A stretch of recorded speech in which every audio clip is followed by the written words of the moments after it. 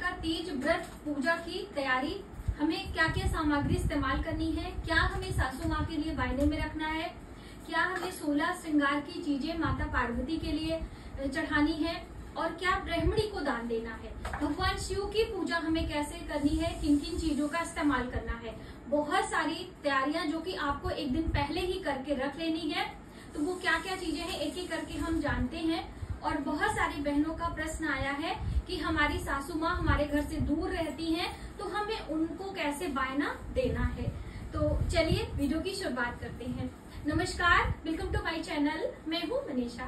दोस्तों, आज की वीडियो हरितालिका तीज व्रत से संबंधित होने वाली है। तो जब भी हम कोई भी पूजा पाठ करते हैं तो सबसे पहले तो 16 श्रृंगार स्वयं करते हैं। आपको अपना मांग टीका पहन लेना है और मैंने दोस्तों नथ नहीं पहना है, आपको नथ भी पहन लेना है। और इस तरह से एक ये दुपट्टा होता है, शादी का जो दुपट्टा होता है स्पेशली वही लिया जाता है। लेकिन क्या है कि मेरी जो शादी का दुपट्टा है वो ऊपर रखा हुआ है, अभी मैं निकाल नहीं पाई हूँ, इसलिए मैं यही दुपट्टा ज्यादातर इस्तेमाल करती हूँ। तो आपको पूजा में इसे ओढ़ लेना है और अपनी जो तैयारी आपने करी है वो कर लें। आप अपने हाथों में चूड़ियां पहन लें, महावर लगा लें, सभी 16 श्रृंगार करके ही आपको पूजा में बैठना होता है, क्योंकि ये हमारे सौभाग्य में वृद्धि करता है।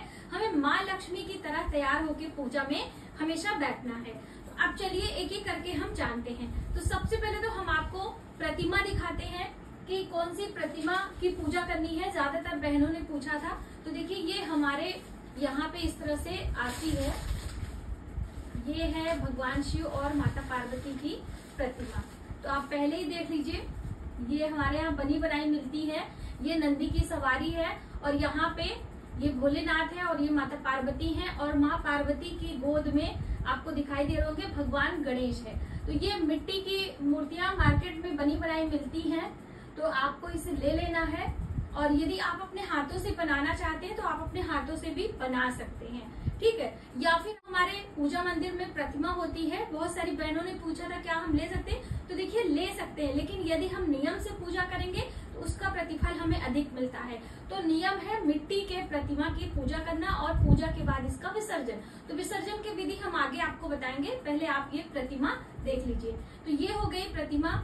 हम भगवान भोलेनाथ की पूजा इसी तरह से करेंगे। तो अभी हम इसे यहाँ पर रख देते हैं और उसके बाद और क्या क्या चीजें हैं वो हम पार्वती के श्रृंगार की सामग्री। तो इस तरह से सुहाग पिटारी आती है, आपको ले लेना है। इसके अंदर क्या क्या चीजें होती हैं वो हम जान लेते हैं। तो ये है कंघा और इसके साथ में शीशा कंघा जरूर हमें चढ़ाना चाहिए। और ये है बिंदी, काजल, मेहंदी, ये है श्रृंगार की चीजें और इसी में मैंने ये रख ली है। ये है तेल और महावर, आलता जिसे आप कहते हैं, ये है सिंदूर की डब्बी और ये हैंकी है रुमाल कपड़े के रूप में, और ये बिंदी है। तो आप कोई भी बिंदी ले सकते हो। और इधर है ये चूड़ियां,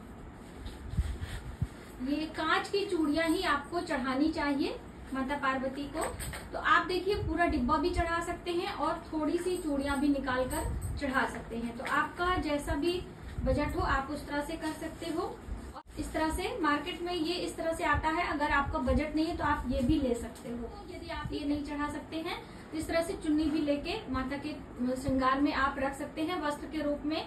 लेकिन ये जो चुन्नी होती है देखिए हम लोग इस तरह से लेके रख लेते हैं। और कभी भी पूजा में जब भी हम मार्केट जाते हैं तो इकट्ठे लेके रख लेते हैं, क्योंकि हर पूजा में इस तरह से चढ़ानी होती है। तो ये देखिए ये माँ पार्वती के लिए वस्त्र होते हैं, तो हमने इकट्ठे ला ली है। एक वस्त्र माँ को हम चढ़ाएंगे। और ये है हमारा, आप देख सकते हैं बिछुआ, जो कि मैंने श्रृंगार की सामग्री में दिखाया था। और ये है पायल, तो ये भी हम माता पार्वती को चढ़ाएंगे, ठीक है। तो ये इसमें सुहाग की पिटारी में सभी चीजें रख कर ही माता पार्वती को चढ़ाई जाती हैं। तो आप इसे सेट कर लें इसमें।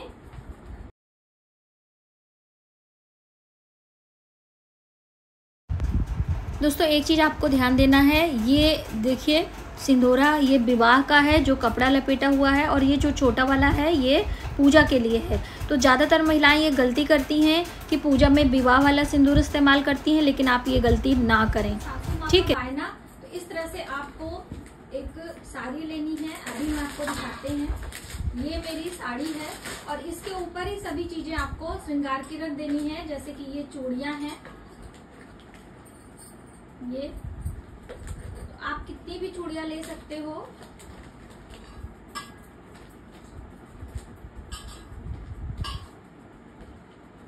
और इसके साथ दक्षिणा आपको जरूर लेना है। आप पायल बिछा भी रख सकते हो, इस तरह से भी रख सकते हो। तो ये है सासू माँ का बायना, तो आप इस तरह से ले लें। बहुत सारी बहनें कहती हैं कि हमारी इतना बजट नहीं है, हम इतना नहीं दे सकते हैं, तो आपको इस तरह से ये दक्षिणा और इस तरह से कुछ रुमाल आप करके दे दीजिए, या इस तरह से एक ब्लाउज का पीस हो उसके साथ आप दे सकते हैं।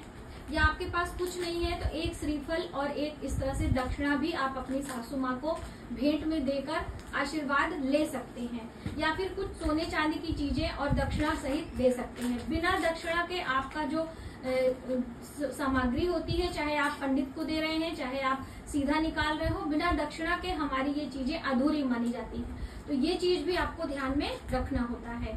तो ये आपने जाना कि हमारे सासू माँ के बायने में क्या क्या चीजें होती हैं। दोस्तों, शिव जी की पूजा में ये सभी चीजें हमें लेनी होती हैं। एक एक करके हम जानते हैं। सबसे पहले तो ये है जल, आपको जल ले लेना है। इधर ये है कच्चा दूध और ये है दही, और यहाँ पे है शक्कर, ये है शहद और इधर ये है घी। तो ये सारी चीजों से हम भगवान शिव का अभिषेक करके और स्नान करके फिर भगवान शिव की पूजा शुरू करेंगे। तो ये चीजें आपको पहले से एकत्र करके रख लेनी है। दूध आपका कच्चा ही होना चाहिए। यदि कच्चा दूध नहीं हो पा रहा है तो आप परेशान ना हो, सिर्फ जल, दही, शक्कर, शहद से भी स्नान करा दीजिए। पके हुए दूध का इस्तेमाल कदापि ना करें। जरूर बनाना चाहिए। तो शिव पूजा में या फिर कोई भी पूजा हो, इस तरह से कलश आप बना लीजिए। तो यहाँ पे ये हमने एक पात्र लिया है और इस पे क्या क्या चीजें डालनी है ये आप देख लीजिए। सुपारी, लौंग और ये है सिक्का चौकोर। आपके पास चांदी का सिक्का प्लेन हो आप वो ले लीजिए, या फिर जो साधारण सिक्का होता है वो भी आप ले सकते हो, लेकिन चौकोर सिक्का आप लेंगे तो ज्यादा अच्छा होगा। तो ये डाल दिया। लौंग 2 डालनी चाहिए, यानी जोड़े से। तो यहाँ पे हमने डाल दिया।